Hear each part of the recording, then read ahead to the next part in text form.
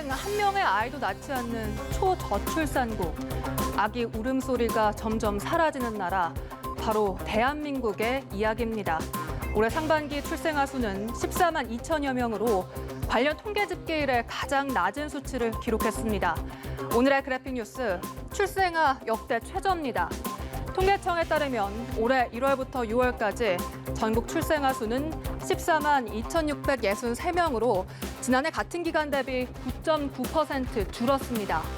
새로 태어나는 아이의 수가 급감하고 있는 건데요. 전국 곳곳에선 출생아 수가 100명 미만을 기록하며 지방 소멸을 걱정하는 시군구도 나타나고 있습니다. 전체 출생아 숫자만 줄어든 것이 아닙니다. 가임 여성 1명이 평생 동안 낳을 것으로 추정되는 평균 출생아 수를 뜻하는 합계 출산율도 사상 최저치를 기록했습니다.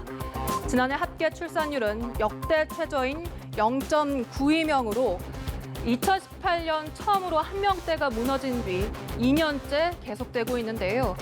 올해 2분기 기준 합계 출산율은 0.84명으로 더 떨어졌습니다. 경제협력개발기구 OECD 회원 37개 국가 중에서도 우리나라의 출산율은 꼴찌입니다.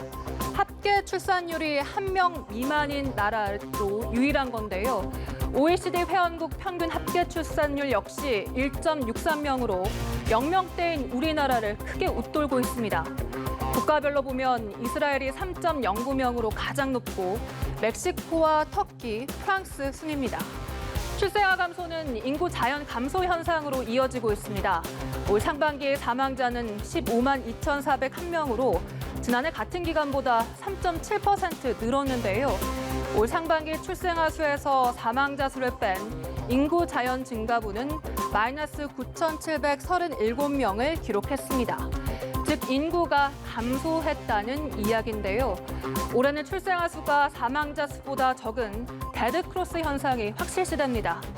올 상반기 출생아 수가 급감한 요인 중에 코로나19를 빼놓을 수가 없습니다. 이 상반기 혼인신고는 지난해 같은 기간보다 9% 줄어든 10만 9,287건으로 집계됐는데요. 특히 2분기 혼인 건수는 코로나19 영향으로 무려 16.4%나 급감하면서 5만 1,001건에 불과했습니다.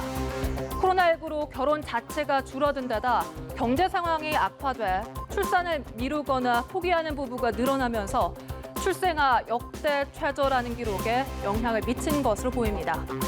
정부가 지난 10년 동안 저출산 대응 예산으로 쏟아부은 돈은 209조 5천억 원에 달합니다.